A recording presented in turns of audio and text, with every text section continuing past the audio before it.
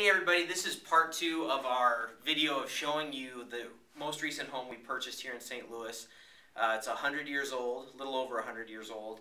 And in the first video we showed you all the downstairs and kind of the plan for that. But again, this is going to be a rental. We're not going to renovate this to flip it. And so I did want to show you all the before areas of the house.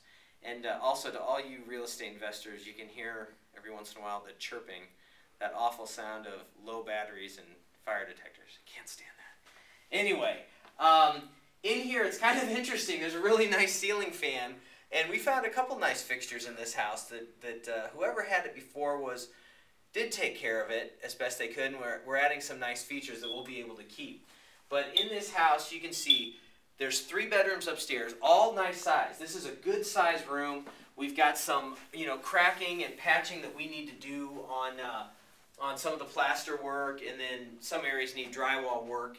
But you have very large walk-in closet. Again, you have your vents up here. Need a little electrical work. But overall, great space on this room. This could be the size of a master bedroom in many other homes. So this house already has some really nice features. But if you come in here, we've got 2 other bedrooms. This one's a little bit smaller.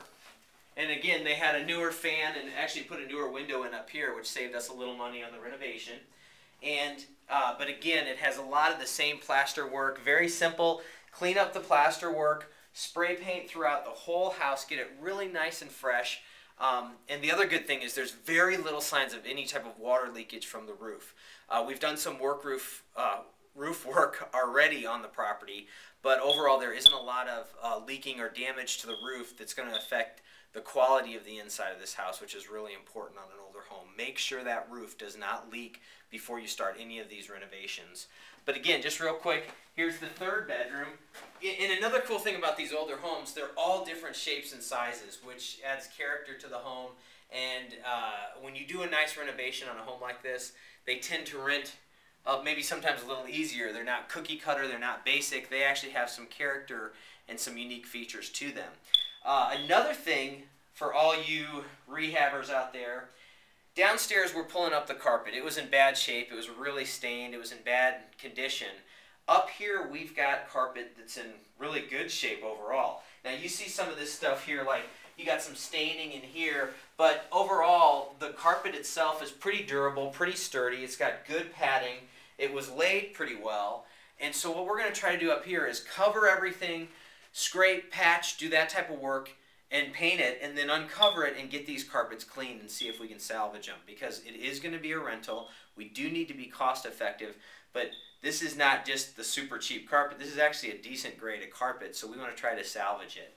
Now, one other thing up here. This is something you have got to watch the videos coming up, because I'm not sure how this bathroom's going to turn out. This one up here, we have basically an old clawfoot tub, but this is not your traditional clawfoot tub. This thing is tiny.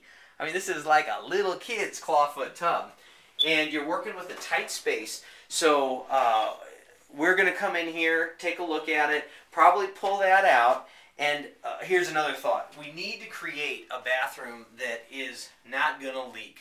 Oh my goodness, as a rental property, the last thing you want is water splashing over this, going through the ceiling and hitting somewhere down between your living room and kitchen, okay?